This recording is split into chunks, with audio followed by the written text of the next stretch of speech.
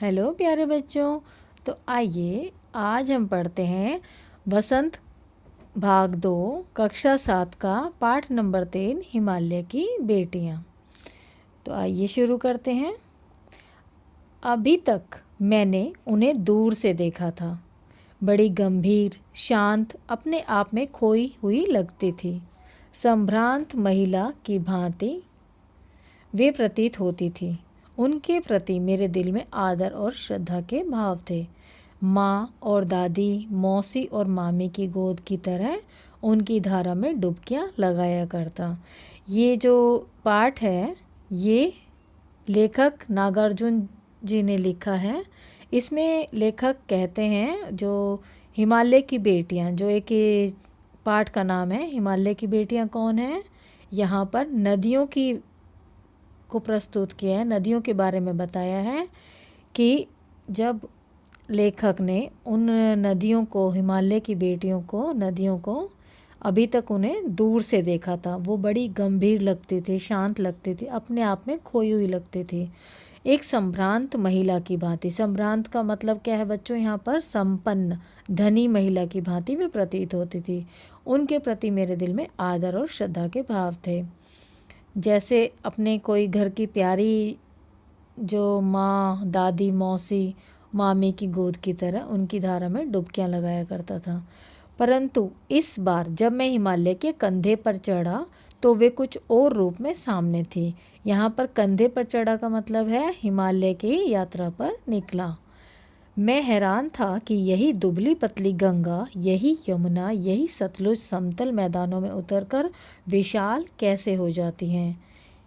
यहाँ कवि नदियों के अलग अलग रूपों की व्याख्या करते हैं कि अलग अलग, जैसे जैसे नदियाँ हिमालय से निकलकर उनके अलग अलग स्टेजेस जो आते हैं, ऊपर कैसी हैं, नीचे कैसी हैं, आगे कैसी हैं। तो अभी आगे समझते हैं। इनका उछलना और कूदना,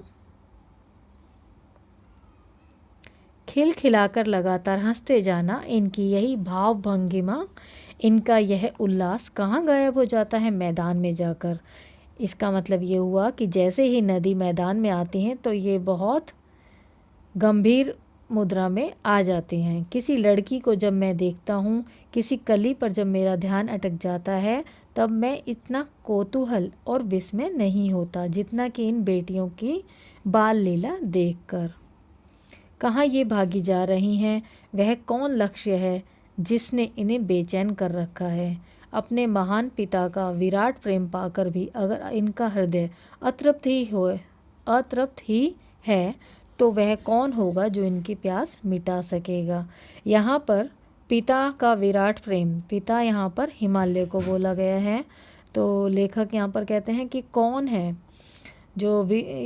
जो महान जो पिता है विराट, उसका भी प्रेम पाकर भी ये हृदय इनका तृप्त नहीं होगा तो इनकी प्यास को कौन मिटा पाएगा। बर्फ जली नंगी पहाड़ियाँ, छोटे छोटे पौधों से भरी घाटियाँ, बंधुर आदित्यकाएँ, सर्वसब्ज उत्पत्यकाएँ, ऐसा है इनका लीला निकेतन। खेलते खेलते जब ये जरा दूर निकल जाती हैं तो देवदार, चीड़, सरो, चिनार, सफ़ेदा, कैल के जंगलों में पहुंचकर शायद इन्हें बीती बातें याद करने का मौका मिल जाता होगा। कौन जाने बूढ़ा हिमालय अपनी इन नटखट बेटियों के लिए कितना सिर धुनता होगा। बड़ी बड़ी चोटियों से जाकर पूछें तो उत्तर में विराट मौन के सिवाय उनके पास और रखा ही क्या है। सिंधु और ब्रह्मपुत्र ये दो ऐसे नाम हैं जिनके सुनते ही रावी, सतलुज, व्यास, चनाब, झेलम, काबुल, कुंभा, कपिशा, गंगा, यमुना, सरयू, गंडक, कोशी आदि हिमालय की छोटी बड़ी सभी बेटियां आंखों के सामने नाचने लगती हैं। वास्तव में सिंधु और ब्रह्मपुत्र स्वयं कुछ नहीं है।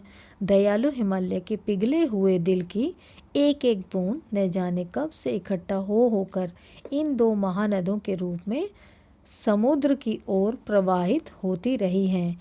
कितना सौभाग्यशाली है वह समुद्र जिसे पर्वतराज हिमालय की इन दो बेटियों का हाथ पकड़ने का श्रेय मिला।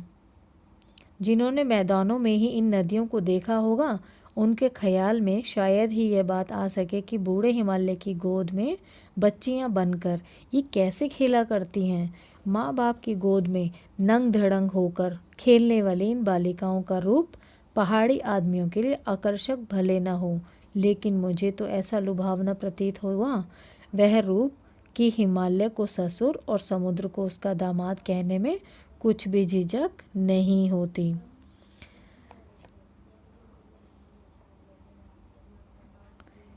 कालिदास के विरही यक्ष ने अपने मेघदूत से कहा था, वेत्रवती यानी कि बेतवा नदी को प्रेम का प्रतिदिन देते जाना, तुम्हारी वही प्रेयसी तुम्हें पाकर अवश्य ही प्रसन्न होगी। यह बात इन चंचल नदियों को देखकर मुझे अचानक याद आ गई और सोचा कि शायद उस महाकवि को भी नदियों का सचेतन रूपक पसंद था। दरअसल जो भी कोई नदियों को पहाड़ी घाटियों और समतल आंगनों के मैदानों में जुदा जुदा शक्लों में देखेगा, वह इसी नतीजे पर पहुँचेगा। काका कालेलकर ने नदियों को लोक माता कहा है, किंतु माता बनने से पहले यदि हम इन्हें बेटियों के रूप में देख लें तो क्या हर्ज है। और थोड़ा आगे चलिए, इन्हीं में अगर हम प्रेयसी की भावना करें तो कैसे रहेगा। ममता का एक और भी धागा है जिसे हम इनके साथ जोड़ सकते हैं। बहन का स्थान कितने कवियों ने इन नदियों को दिया है। एक दिन मेरी भी ऐसी भावना हुई थी। थोलिंग तिब्बत की बात है, मन उचट गया था, तबीयत ढीली थी, सतलज के किनारे जाकर बैठ गया। दोपहर का समय था, पैर लटका दिए पानी में। थोड़ी ही देर में उस प्रगतिशील जल ने असर डाला, तन और मन ताज़ा हो गया, तो लगा मैं गुनगुनाने।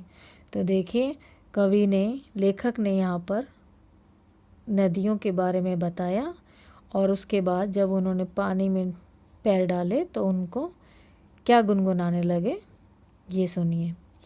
जय हो सतलज बहन तुम्हारी, लीला अचरज बहन तुम्हारी, हुआ मुदित मन हटा खुमारी, जाऊं मैं तुम पर बलिहारी। तुम बेटी है बाप हिमालय, चिंतित पर चुपचाप हिमालय, प्रकृति नटी के चित्रित पट पर, अनुपम अद्भुत छाप हिमालय। जय हो सतलज बहन तुम्हारी। तो बच्चों, ये पाठ लिखा गया था नागार्जुन जी द्वारा। धन्यवाद।